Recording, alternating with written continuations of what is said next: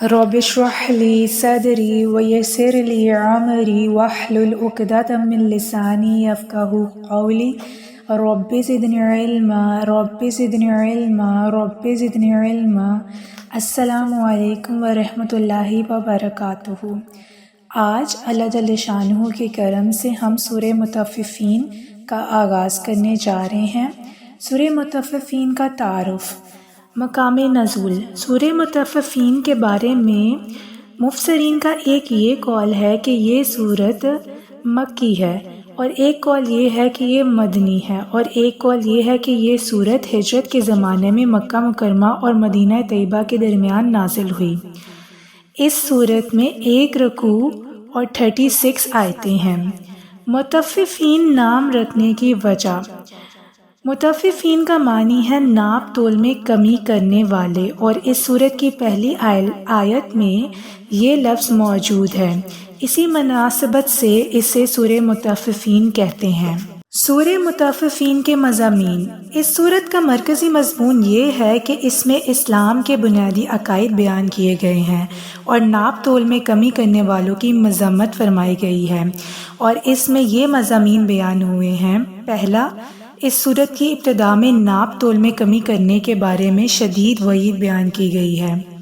دوسرا، یہ بتایا گیا ہے کہ کافروں کا اعمال نامہ سب سے نیچی جگہ سجین میں لکھا ہوا ہے، اور جس دن وہ اعمال نامہ نکالا جائے گا تو اس دن قیامت کے منکروں کے لیے خرابی ہے۔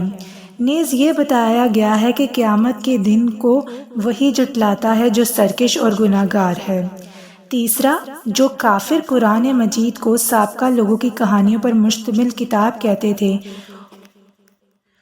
ان کا رد کیا گیا ہے، اور یہ بتایا گیا ہے کہ جس طرح وہ دنیا میں اللہ تعالیٰ کی وحدانیت کا اقرار کرنے سے محروم رہے، اسی طرح قیامت کے دن اللہ تعالیٰ کا دیدار کرنے سے محروم رہیں گے، اور ان کا ٹھکانہ جہنم ہوگا۔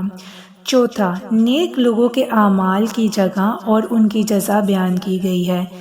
پانچواں، اس سورت کے آخر میں بیان کیا گیا ہے کہ دنیا میں جو کافر مسلمانوں کا مذاق اڑاتے اور ان پر ہنستے تھے، قیامت کے دن ان کو رسوائی اور دردناک انجام دیکھ کر مسلمان ان پر ہنسیں گے۔